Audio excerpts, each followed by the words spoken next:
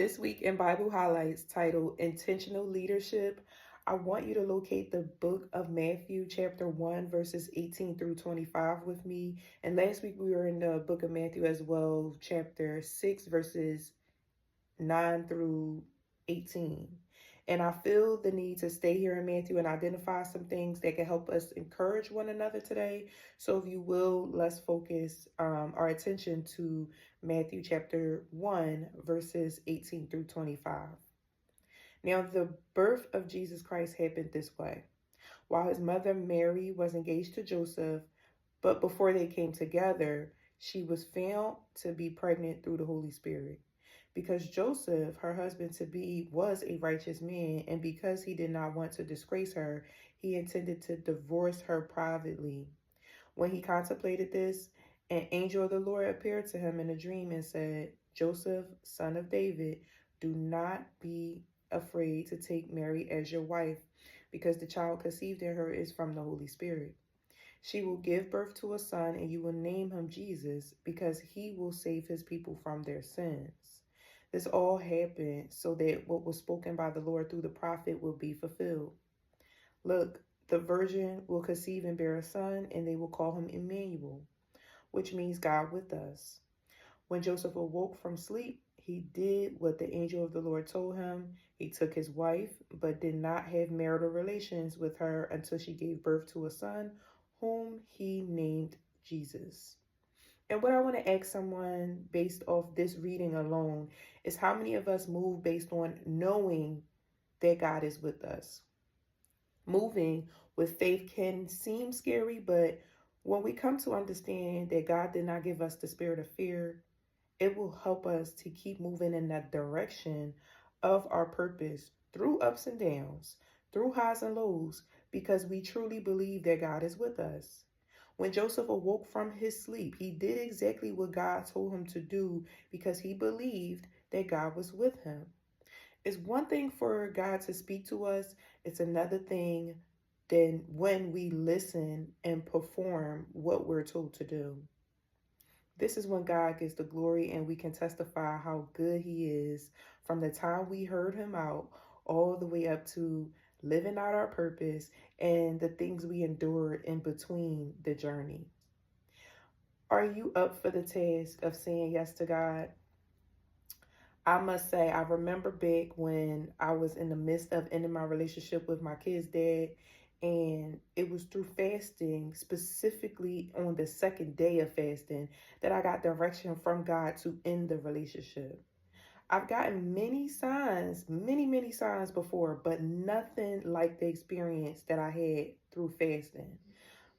By the fourth day of my fast, I came across a YouTube video about how to change your locks, and I knew it was a sign. So I went to Home Depot, and it took me 20 minutes to change my locks um, at the house previous to where I am now. And by the seventh day of the fast, a woman at my kid's old daycare asked me, she said, "Are you pregnant?" And I responded, "No. I'm just hungry from fasting. My weight is up and down. I'm all over the place." And she's like, "No, I know you, and you usually keep a slim frame. And so if I'm seeing a pudge, I just thought to ask." And I'm like, "Yeah, no." So there's no way. And we laughed it off. But by day 10, I was curious about whether it was true because I had this discharge that I only experienced when I was pregnant, and it usually has to do with leukocytes. And I just knew. I immediately think a couple weeks back to when I was watching the movie Noah's Ark with my kid's dad, and the dream that I had that same night of a baby boy wrapped in a blue blanket. I took the pregnancy test and also ended my fast the next day, which was day 11. I prayed and I felt so overwhelmed because I had just previously um, I had previously terminated in the pregnancy beforehand, and here I was pregnant with the same due date month as the pregnancy that I terminated. I prayed for forgiveness, and I told God that no matter what I had to go through, that I would keep my baby, knowing that I would be a single parent. I said, if this dream of mine came from you, Lord, And this baby is a boy. I will name him Noah Emmanuel. I know that no matter what I go through, that God is with me and He won't give me more than I can handle. The Lord strengthens me daily to take care of my family.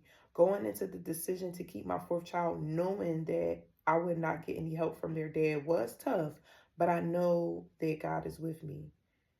The baby did indeed come out to be a boy, and it's the only birth I vlogged on my YouTube channel, um, because we had already had the three kids here.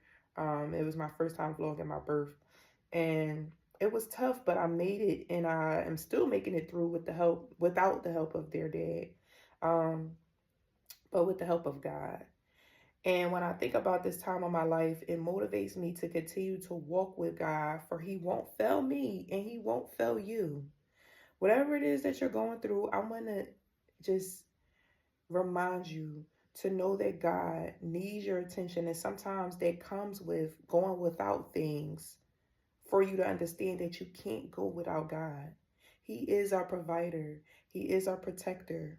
That when we walk through the valley of lows, He's there. He won't let us drown in our poor decision making.